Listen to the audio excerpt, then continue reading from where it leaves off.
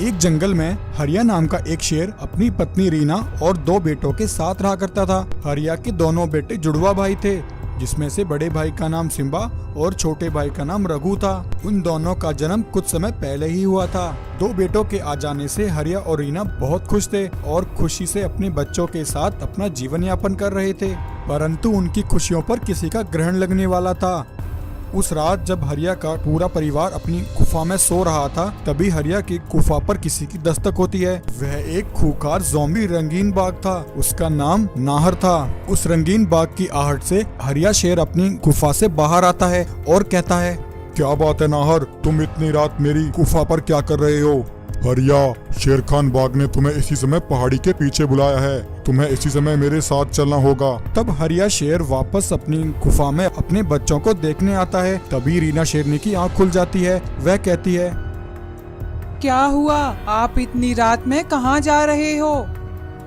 रीना, शेर खान ने मुझे इसी समय एक जरूरी काम से याद किया है। मैं थोड़ी देर में वापस लौट आऊंगा। तुम इस बारे में हमारे बच्चों को कुछ मत बताना। यह कहकर हरिया शेर नाहर के साथ वहां से चल पड़ता है। कुछ समय बाद हरिया और नाहर पहाड़ी पर पहुंचते हैं, जहां शेर खान ज़ॉम्बी बाघ अपने एक साथी शमशेर के साथ खड़ा होता है। क्या बात है शेर खान, तुमने मुझे इतनी रात यहाँ क्यों बुलाया? हरिया, मैंने तुम्हें यहाँ यह कहने के लिए बुलाया है कि तुम अपने बीवी बच्चों को लेकर कल सुबह ही इस जंगल से निकल जाओ और यहाँ दिखाई मत देना। शेर खान, यह तुम क्या कह रहे हो? यह मेरा जंगल है। मैं अपने बच्चों के साथ इसी जंगल में रहूंगा। तुम कौन होते हो मुझे इस जंगल से भगाने वाले?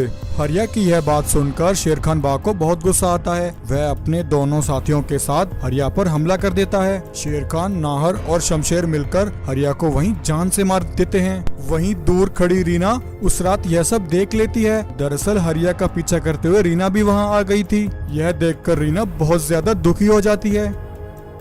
रीना उसी समय अपने बच्चों के पास पहुंचती है और अपने दोनों बेटे सिम्बा और रघु को लेकर उसी रात जंगल से निकल जाती है।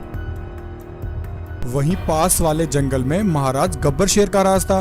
महाराज गब्बर शेर हरिया के पिता थे। गब्बर शेर हरिया से नफरत करते थे, इसलिए हरिया अपने पिता से दूर दूसरे जंगल में रहा करता था। परंतु महाराज गब्बर शेर अब बूढ़े हो चुके थे। तभी गब्बर महाराज का एक वफादार सिपाही चीता भागा भागा गब्बर शेर के पास पहुंचता है और महाराज गब्बर को हरिया की मौत की खबर सुनाता है। अपने बेटे हरिया की मौत की खबर सुनकर गब्बर महाराज बहुत दुखी होते हैं। फिर गब्बर महाराज अपने सेवक चीता से कहते हैं, चीता, मेरी बहू और मेरे दोनों पोते वह सब कहाँ हैं? क्या वह जिंदा हैं? महाराज, रीना शेरनी और उनके दोनों बच्चों का कोई अता पता नहीं है। मेरे ख्याल से उन्होंने वह जंगल छोड़ दिया है। चीता, मेरी बहू और मेरे दोनों पोतों को मेरे पास लेकर आओ। तुम उनसे कहना कि मेरे पास बहुत कम समय बचा है। मैं उनसे फौरन मिलना चाहता हूँ। तब गब्बर महाराज की बात सुनकर सेवक चीता उसी समय रीना शेरनी को ढूंढने निकलता है। लगातार 2 दिनों तक जंगल में भटकने के बाद सिपाही चीता को रीना शेरनी का पता मिलता है। तब सिपाही चीता रीना शेरनी से कहता है, रीना बहन, महाराज गब्बर ने तुम्हें याद किया है। उनके पास बहुत कम समय है। वह तुमसे और अपने दोनों पोतों से इसी समय मिलना चाहते हैं। ठीक है चीता सिपाही, मैं कल सुबह अपने दोनों बच्चों को लेकर महाराज के पास पहुंच जाऊंगी। तब अगली सुबह रीना अपने दोनों बेटे सिम्बा और रघु को लेकर गब्बर शेर के जंगल में पहुंचती है। गब्बर महाराज रीना से कहते हैं, बेटी, मुझे माफ कर दो। मैंने सारी जिंदगी तुमसे नफरत की और तुम्हें कभी अपनी बहू स्वीकार नहीं किया। परंतु अब मैं बूढ़ा हो गया हूँ। अब मेरी आंखें खुल चुकी हैं। मैं तुम्हें तुम्हारा हक वापस करना चाहता हूँ। रीना, आज से यह जंगल तुम्हारा है। तुम इस जंगल की महारानी हो। अब से तुम अपने दोनों बेटों के साथ इसी जंगल में रहोगी और यहाँ राज करोगी। मैंने अपने दोनों पोतों को देख लिया। अब मैं खुशी से अपना प्राण त्याग सकता हूँ। महाराज गब्बर यह कह ही रहे थे कि तभी शेर खान बाघ नाहर और शमशेर के साथ वहां पहुंचता है और गुस्से से कहता है, अरे ओ बूढ़े गब्बर शेर, तेरी हिम्मत कैसे हुई इन भिखारियों को यह जंगल देने की? मैंने सारी जिंदगी तेरी सेवा की है। इस जंगल पर सिर्फ मेरा हक है। मैं इन भिखारियों को एक फूटी कौड़ी तक नहीं दूंगा। अरे दुष्ट शेर खान, तूने तो मुझे हमेशा मारने की कोशिश की, परंतु मैं नहीं मरा। चला जा यहाँ से। अरे बुढ़े, तो तू ऐसे नहीं मानेगा। लगता है तुझे भी तेरे बेटे के पास भेजना पड़ेगा। क्या कहा? मेरे बेटे को तूने मारा है? अरे हत्यारे, मैं तुझे नहीं छोड़ूंगा। हाँ गब्बर शेर, हरिया को मैंने ही मारा है और अब तेरी बारी है। यह देखकर रीना शेरनी बहुत ज्यादा डर जाती है और अपने दोनों बेटों को लेकर वहाँ से निकल जाती है। तब शेर खान, नाहर और शमशेर तीनों ज़ॉम्बी बाघ मिलकर गब्बर शेर पर हमला करके उन्हें जान से मार देते हैं। उधर रीना शेरनी अपने दोनों बेटों को लेकर जंगल से भाग रही होती है। तभी वह तीनों जालिम रंगीन बाघ रीना के सामने आकर उसका रास्ता रोक लेते हैं। अब रीना शेरनी कहती है, शेर खान, मेरा रास्ता छोड़ दे। मैंने तेरा क्या बिगाड़ा है? मुझे कुछ नहीं चाहिए। महाराज, मैं तो कहता हूँ हरिया के इन दोनों बेटों को यहीं खत्म कर देते हैं, वरना एक दिन यह दोनों हमारे रास्ते का कांटा जरूर बनेंगे। हाँ नाहर, तुम सही कह रहे हो। यह दोनों बड़े होकर अपनी ताकत मुझे अवश्य दिखाएंगे।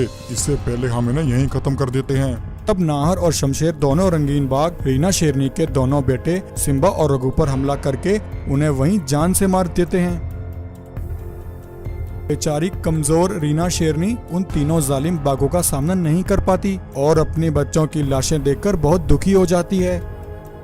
अरे हत्यारे शेर खान, तूने मुझसे मेरा पूरा परिवार छीन लिया और मेरे बेटों को भी मार डाला। मैं तुझे श्राप देती हूँ, जैसे तूने मेरे मासूम बच्चों को मारा है वैसे ही तू भी मरेगा। हा हा हा हा हा हा हा हा हा हा। आखिर मुझे मारने वाला कौन होगा? शेर खान, मेरे दोनों बेटे वापस आएंगे। वह तुझसे तेरे जुल्मों का हिसाब लेंगे। मूर्ख शेरनी, मरे हुए कभी वापस नहीं आते। यह कहकर वह तीनों ज़ॉम्बी रंगीन बाघ वहां से चले जाते हैं। अब ऐसे ही कई दिन बीत जाते हैं। रीना शेरनी अपने बच्चों की लाश के पास ही बैठी रहती है और उन्हें देखकर रोने लगती है। तभी उसके पास एक जादुई दरवाजा उतरता है और उस जादुई दरवाजे में से एक रंगीन शेर बाहर आता है। वह रंगीन शेर रीना से कहता है, रीना बहन, तुम्हारे साथ जो कुछ हुआ मुझे सब मालूम है। मैं यहाँ तुम्हारी मदद करने के लिए आया हूँ। तब ऐसा कहकर वह रंगीन शेर अपनी जादुई शक्तियों से रीना के दोनों बेटे रघु और सिम्बा को वापस जीवित कर देता है और साथ ही उन दोनों को जवान कर देता है। यह देखकर रीना शेरनी बहुत खुश हो जाती है और रंगीन शेर का धन्यवाद करती है। तब जादुई रंगीन शेर वहाँ से गायब हो जाता है। मेरे बच्चों, अब तुम्हें अपने पिता का बदला उन तीनों हत्यारे बाघों से लेना है। ऐसे ही एक दिन नाहर और शमशेर दोनों अपनी गुफा पर बैठे होते हैं। तभी रघु और सिम्बा वहां पहुंचते हैं। सिम्बा और रघु को जिंदा देखकर नाहर और शमशेर दोनों हैरान हो जाते हैं। तब रघु और सिम्बा मिलकर उन दोनों रंगीन बाघों पर हमला करके उन्हें जान से मार देते हैं। नाहर और शमशेर को मारने के बाद सिम्बा और रघु शेरखान बाघ के पास पहुँचते हैं और वहाँ जाकर उस पर हमला करके उसे भी जान से मार देते हैं। इस तरह सिम्बा और रघु उन तीनों जालिम रंगीन बाघों से अपने पिता की हत्या का बदला ले लेते हैं और फिर दोनों भाई एक एक जंगल के राजा बनकर उन दोनों जंगलों पर राज करते हैं। एक जंगल में बहुत से रंगीन शेर रहा करते थे। वह सभी रंगीन शेर आपस में बहुत अच्छे मित्र थे। वह सभी के सभी नेक दिल और बड़े ही अच्छे स्वभाव के थे। वे सब रंगीन शेर अपने जंगल के जानवरों का अच्छे से ख्याल रखते थे, इसलिए जंगल के सभी जानवर उन रंगीन शेरों के राज में बहुत खुश थे और मजे से अपना जीवन यापन कर रहे थे। एक दिन वह सभी कालिया शेर अपनी गुफा पर इकट्ठे होकर एक प्लानिंग कर रहे होते हैं। वे सभी कालिया शेर रंगीन शेरों को मारकर उनके जंगल पर कब्जा करना चाहते थे और यह सब कैसे किया जाए वह सब इसी की प्लानिंग कर रहे थे। अरे भाइयों, क्यों ना हम सब मिलकर उन रंगीन शेरों पर एक साथ हमला कर दें और अपनी शक्तियों से उन सबको मार डालें। परंतु भाई, यह सब इतना आसान नहीं है। हमारे पास शक्तियां हैं तो क्या हुआ, वे सभी रंगीन शेर भी बहुत शक्तिशाली हैं। मेरे ख्याल से हमारा उन रंगीन शेरों पर एक साथ हमला करना सही नहीं होगा। क्यों ना हम उन रंगीन शेरों को एक एक करके खत्म करें। इस तरह वह रंगीन शेर हमारा कुछ नहीं बिगाड़ पाएंगे और हम उन सबको बड़ी आसानी से मार डालेंगे। ऐसा सोचकर वह सभी कालिया शेर अपने एक जासूस बाघ को वहां बुलाते हैं। सुनो बाघ, तुम इसी समय रंगीन शेरों के जंगल में जाओ और वहाँ की पल पल की खबर हमें लाकर दो। हम सब भी तुम्हारे पीछे पीछे उस जंगल में आएंगे। तुम्हें कैसे भी करके हर एक रंगीन शेर को हमारे पास लेकर आना है। हम सब वहीं पे छिपे होंगे। ठीक है महाराज, आप फिक्र ना करें। यह सब तो मेरे बाएं हाथ का खेल है। मैं खुद उन रंगीन शेरों को मारकर अपना बदला लेना चाहता हूँ। तब वे सभी कालिया शेर जासूस बाघ के साथ रंगीन शेरों के जंगल में पहुंचते हैं। वहां जाकर जासूस बाघ उसे बताए हुए काम में लग जाता है। वह उन रंगीन बाघों की निगरानी करता है। कुछ देर बाद जैसे ही सभी रंगीन शेर पानी पीने के लिए जाते हैं, तब एक रंगीन शेर को अकेला पाकर जासूस बाघ उसके पास आता है और बोलता है, शेर महाराज, हमारे जंगल में एक खतरनाक शिकारी घुस आया है। उसने जंगल के कई जानवरों को कैद कर लिया है। आप जल्दी चलिए, वरना वह शिकारी उन सभी जानवरों को मार देगा महाराज। तब यह सुनकर उस नीले रंगीन शेर से रुका नहीं जाता और वह बाघ के साथ चल पड़ता है। थोड़ा दूर चलकर जासूस बाघ नीले शेर को उस स्थान पर ले आता है जहां पर कालिया शेर पहले से ही रंगीन शेर के आने का इंतजार कर रहे थे। नीले शेर के वहां आते ही सभी कालिया शेर उस पर एक साथ हमला कर देते हैं और उसे वहीं मार डालते हैं। नीले शेर को मारने के बाद जासूस बाघ फिर से उन रंगीन बाघों के पास पहुंचता है और वहां जाकर उनसे कहता है, शेर महाराज, जंगल में एक शिकारी घुस आया है। उसने आपके भाई नीले रंगीन शेर को कैद कर लिया है। जल्दी चलकर उसे बचा लीजिए, वरना वह शिकारी नीले शेर को मार देगा।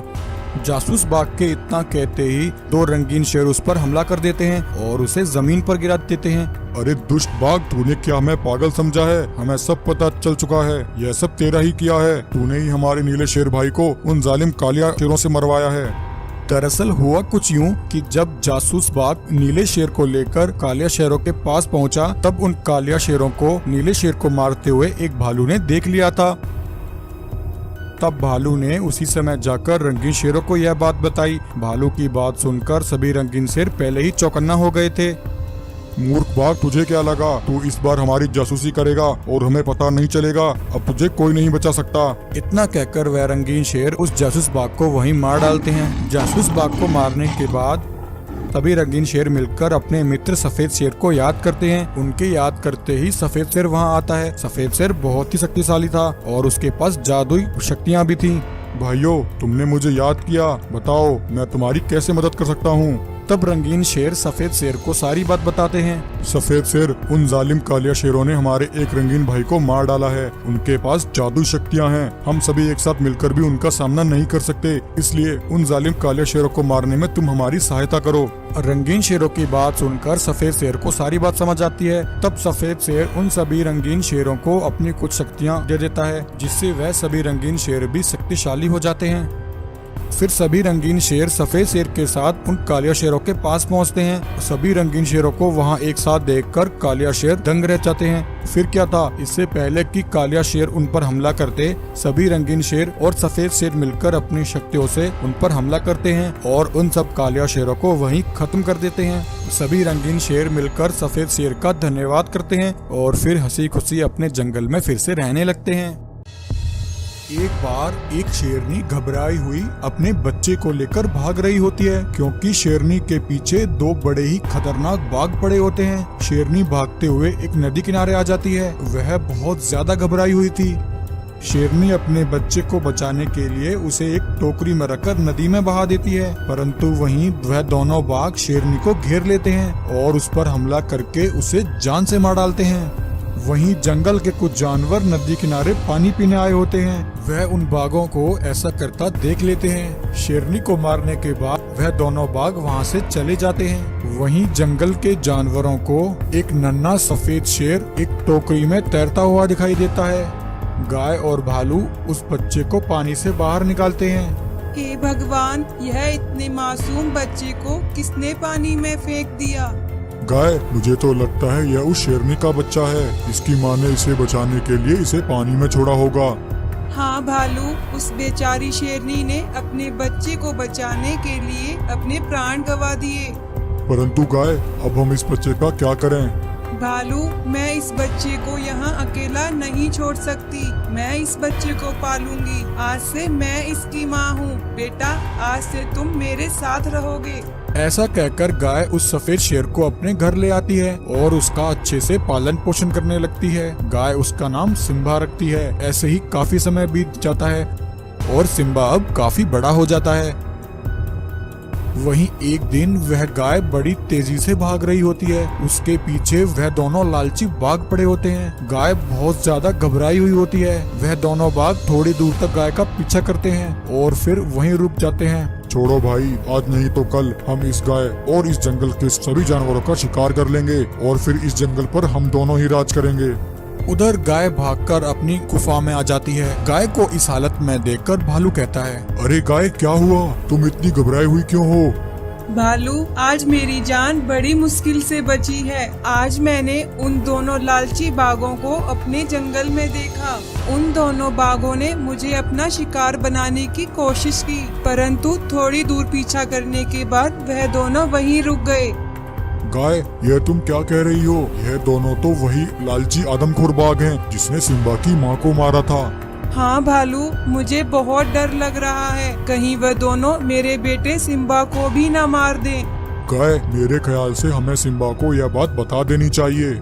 नहीं भालू, तुम सिम्बा से इस बारे में कुछ मत कहना। वह दोनों लालची बाघ बड़े ही खतरनाक हैं। मैं सिम्बा को नहीं खोना चाहती।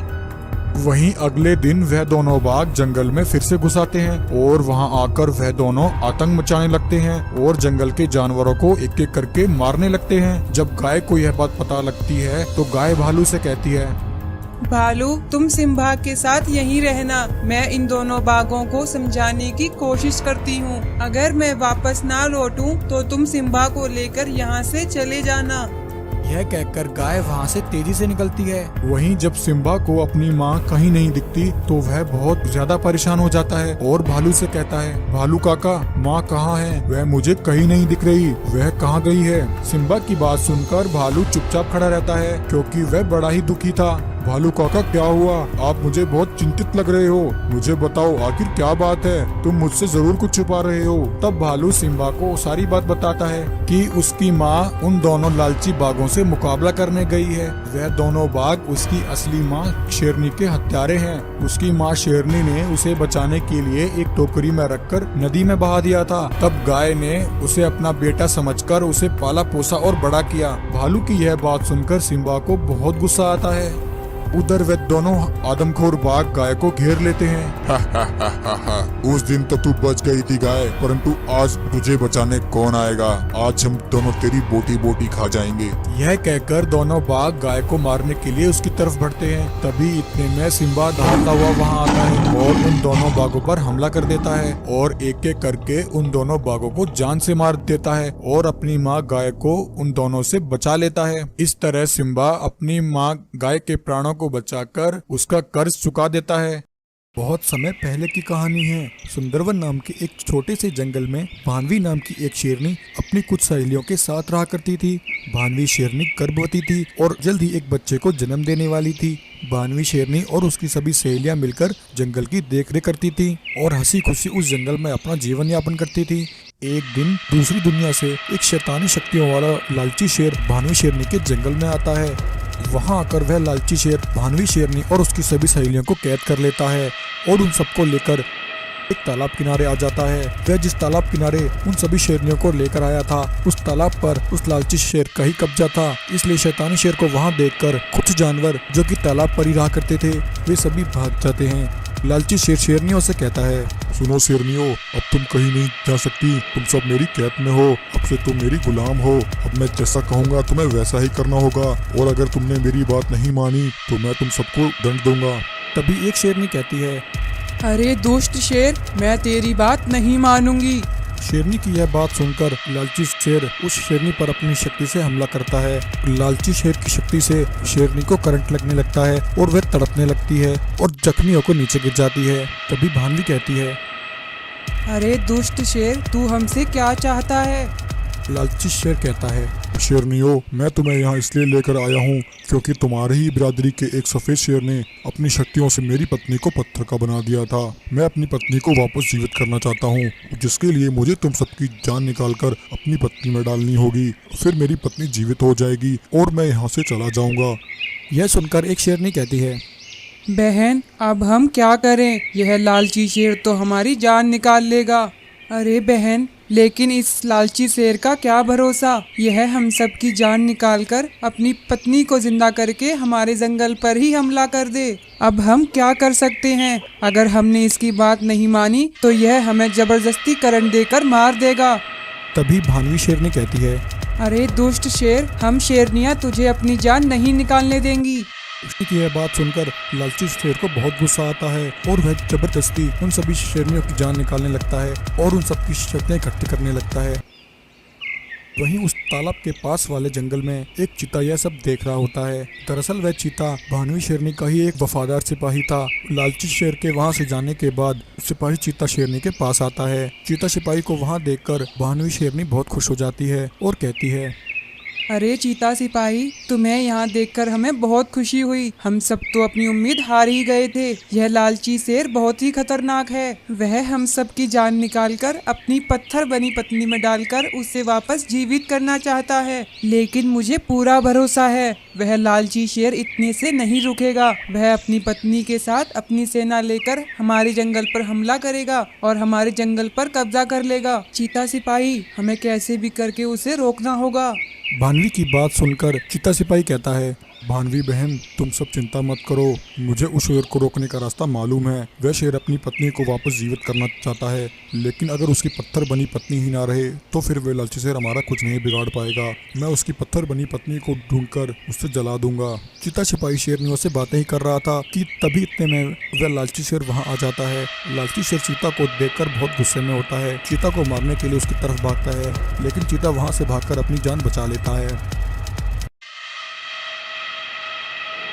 और भागकर एक गुफा के पास आ जाता है। उस गुफा में उस लालची शेर ने अपनी पत्नी की मूर्ति छिपाई हुई थी। सिपाही चीता बिना टाइम गवाए उस शेरनी की मूर्ति में आग लगाकर उस मूर्ति को जला देता है। पत्थर बनी वह शेरनी वहीं जलकर नष्ट हो जाती है। उसके ऐसा करते ही सभी शेरनियां आजाद हो जाती हैं। वहीं यह देखकर लालची शेर को पता लग जाता है कि उसकी पत्नी के साथ कुछ गलत हुआ है। लालची शेर दहाड़ते हुए गुस्से में कहता है, अरे दुष्ट शेरनियों, तुमने मेरी पत्नी की हत्या की है। मैं तुम सबको नहीं छोड़ूंगा। लेकिन इससे पहले वह लालची शेर शेरनियों पर हमला करता। सभी शेरनियां पहले ही तैयार थीं। वे सभी मिलकर उस लालची शेर पर हमला करती हैं। लालची शेर उन सभी शेरनियों का सामना एक साथ नहीं कर पाता है।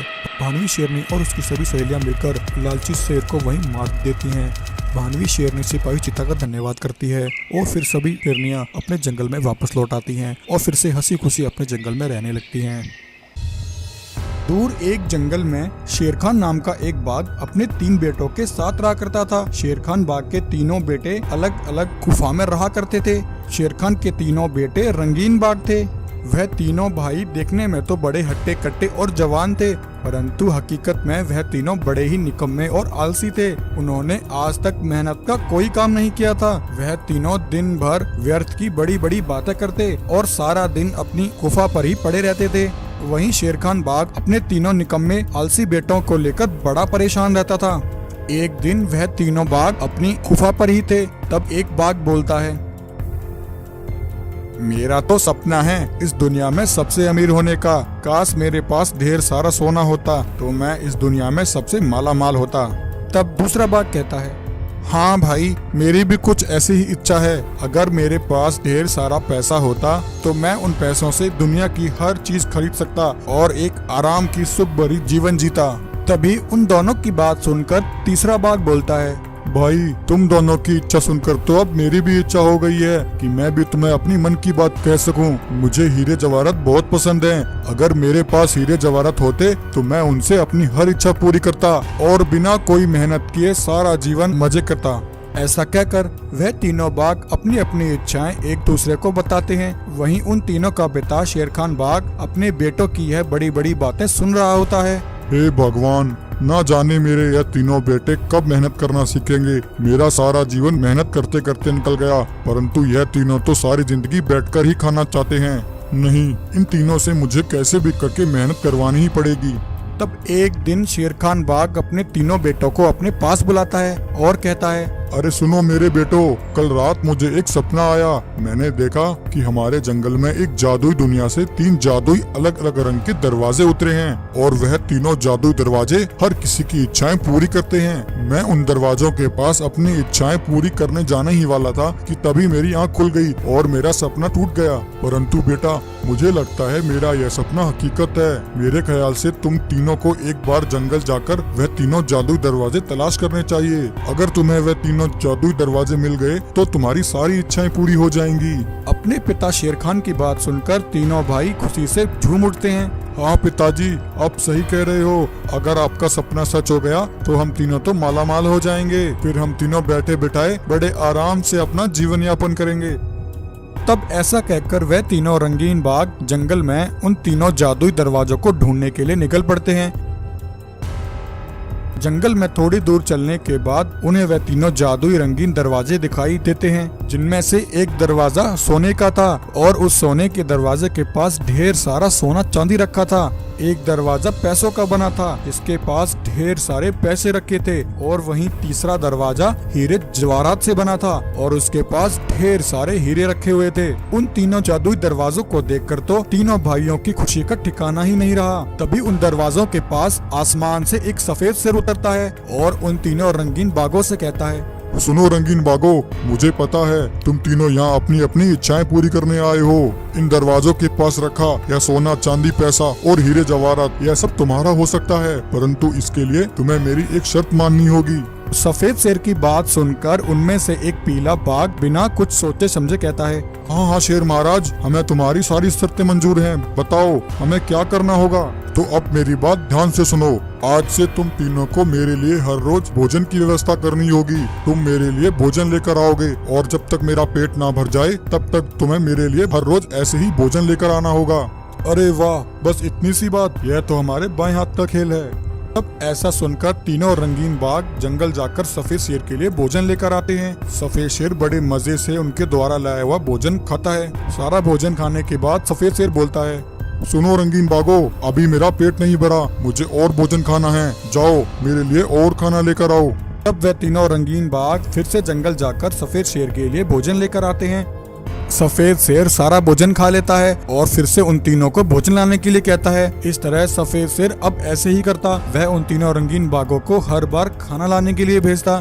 तब आखिर में वह तीनों रंगीन बाघ सफेद शेर के लिए भोजन लाते लाते बड़े परेशान हो जाते हैं और तीनों एक जगह रुककर कहते हैं, अरे भाइयों, ये उस सफेद शेर ने हमारी क्या हालत कर दी है। उस शेर का तो पेट भरता ही नहीं। हाँ भाई, उसने तो हमें अपना गुलाम बना दिया है। हमने अपने पूरे जीवन में इतनी मेहनत कभी नहीं करी। हाँ भाई, हमने तो सारा जीवन बैठे बिठाए पिताजी के द्वारा लाया हुआ भोजन खाया है। पिताजी हमारे लिए हमेशा भोजन लेकर आते थे और हमें बड़े मजे से भोजन खिलाया करते थे। आज मुझे वह दिन बड़ा याद आ रहा है। भाई बस बहुत हुआ, जितनी मेहनत हम उस सफेद शेर के लिए कर रहे हैं, अगर उतनी मेहनत हम अपने लिए करें तो हम एक अच्छा जीवन जी सकते हैं। तब तीनों रंगीन बाघ सफेद शेर के पास पहुंचते हैं और कहते हैं, तुम ये सारा सोना चांदी हीरे जवाहरात और पैसा अपने पास ही रखो, हमें इनमें से कुछ नहीं चाहिए। जब हम तुम्हारे लिए इतनी मेहनत कर सकते हैं तो हम थोड़ी मेहनत अपने लिए भी कर सकते हैं। आज से हम तीनों भाई मेहनत करेंगे और मेहनत करके अपना जीवन यापन करेंगे। तब उन तीनों रंगीन बाघों की बात सुनकर सफेद शेर भी खुश हो जाता है। अरे वाह बेटो, मैं भी तुमसे यही चाहता था कि तुम सब मेहनत करना सीखो। मैंने जानबूझकर तुम्हारे लिए ये शर्त रखी थी ताकि तुम तीनों को ये एहसास हो सके कि हमें हमेशा मेहनत की खानी चाहिए। बच्चों, दरअसल यह सब तुम्हारे पिता शेर खान की वजह से हुआ है। एक दिन तुम्हारे पिता मेरे पास आए और उन्होंने मुझे तुम तीनों के बारे में सारा हाल समझाया। तब मैंने तुम्हारे पिता से वादा किया कि मैं तुम तीनों को मेहनत करना सिखाऊंगा। आज मैं तुम तीनों से बहुत खुश हूँ। तुम तीनों ने अपनी मेहनत से मेरा दिल जीत लिया है। आज से यह सब कुछ तुम्हारा है। यह सब तुम अपने पास रखो और मजे से अपना जीवन यापन करो। ऐसा कहकर सफेद शेर वहाँ से गायब हो जाता है और वहाँ पड़ा सोना चांदी हीरे जवाहरात सब उन तीनों बाघों को मिल जाता है। अब उन तीनों बाघों को एहसास हो चुका था कि जीवन में मेहनत करना कितना जरूरी है। अब वह तीनों रंगीन बाघ भाई मजे से अपने जंगल में रहते हैं।